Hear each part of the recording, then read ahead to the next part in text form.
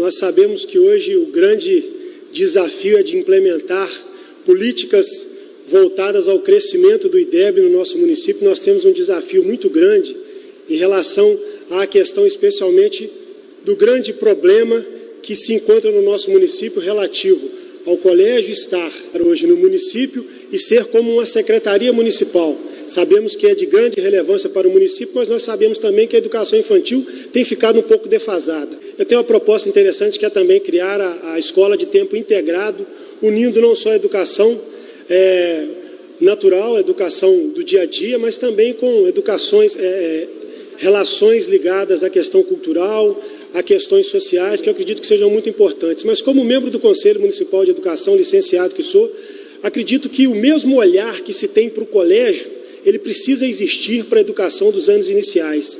Infelizmente, isso não acontece. A gente vê aí que escolas em anos iniciais realmente não têm uma boa estrutura, realmente são deixadas em segundo plano, o que não é a nossa proposta. A gente quer, sobretudo, fazer uma educação no município que seja integrada, não apenas com os anos iniciais, mas também no ensino médio, no ensino fundamental e, logicamente, na formação. A gente entende que precisa de haver um alinhamento em todas as políticas. A gente tem o colégio como a menina dos olhos e precisa manter isso, mas as escolas dos anos iniciais também precisam continuar.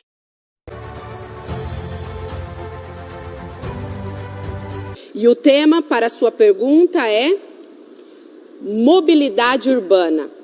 Eu acho que é muito importante a gente avaliar, que acredito que aqui entre os candidatos que estão presentes, lamentavelmente, acho que um se acovardou de não estar aqui, eu tenha participado de mais reuniões relativas à construção, à reforma do plano diretor.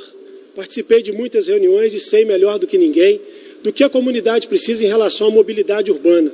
A gente não pode, a gente tem que pensar muito bem antes de construir os distritos longe das comunidades, onde haja casas, onde haja residências e onde haja áreas de lazer. Então eu acredito muito que, da mesma forma que a Avenida Doutor Lelé foi criada, e a gente não sabe a questão dos acordos que foram feitos para ali, outras avenidas devam ser criadas da mesma forma, mas com a mesma estrutura, o que infelizmente não aconteceu na Avenida Zumbi dos Palmares, Mas eu acredito que o plano diretor traz para nós uma proposta muito interessante da necessidade que o município tem hoje de estruturar não apenas uma avenida e que agregue empresários, mas, sobretudo, a cidade inteira. Acredito que temos condições de ampliar mais anéis viários em torno da cidade. Acredito que a ligação ali da Avenida Doutor Lelé, passando pela Coab lá atrás, passando pela nascente, onde que faz a represa lá da água, seja muito importante. A gente tem alternativas para a mobilidade urbana, como o plano foi apresentado, para ligar até o Matucho, e aí expandir um pouco a cidade, já que o centro tem ficado muito abarrotado.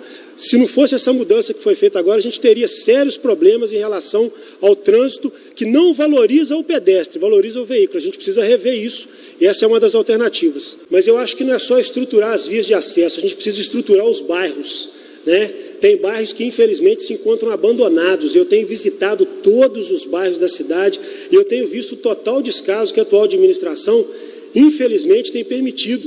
Alguns bairros que as pessoas se sentem envergonhadas por ser simples e acreditarem que não merece o suporte da prefeitura. A gente precisa acabar com isso. Eu conheço os bairros, conheço a realidade dessas comunidades e a mobilidade urbana, a estrutura, ela tem que chegar para esses bairros carentes. É lá que ela precisa chegar, não é no centro, para os ricos, para quem tem recurso, não. Isso é o meu entendimento.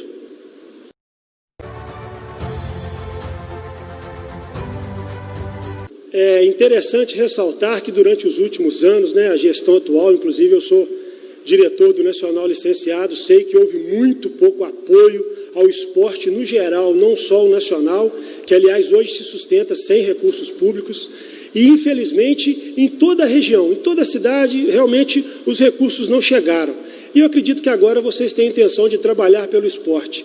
Mas, mais do que prometer, eu acho que vale o exemplo, Eu estou aí há quase 20 anos trabalhando literalmente todos os dias no esporte. Acho que a gente está cansado de promessas, a gente precisa de gente que realmente realize. Nós pegamos o Nacional lá depois de uma fase tenebrosa, transformamos o clube em um dos mais respeitados da Zona da Mata, um projeto audacioso que hoje coopta recursos de investidores, de empresas privadas e de associados. Eu acho que a gente precisa parar de acreditar em promessas e acreditar em quem faz de verdade, quem coloca a mão na massa e realiza. A gente não aguenta mais essas promessas que já tem quase 20 anos que eu escuto que vão fazer, e a gente nunca vê sair do papel. Até acredito que você possa querer fazer, Edu, mas entre querer e realizar, vai uma diferença muito grande. Eu já fiz e posso provar. O Nacional é o exemplo disso.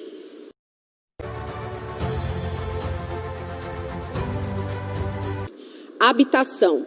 Perfeito, Hugo. Eu acredito muito que essa seleção ela precisa deixar de ser política, né? A gente vê que muitas vezes há essa seleção política onde aquelas pessoas mais ligadas às administrações, elas são contempladas. E a gente vê que, infelizmente, muitas famílias que realmente necessitavam acabam ficando de fora, né? Acabam não sendo contempladas com essas casas. E isso acontece muito. Pessoas que realmente se encontram na fila aí já há alguns anos e que, de fato, precisam. Enquanto outras, muitas vezes, recebem as casas e até vendem.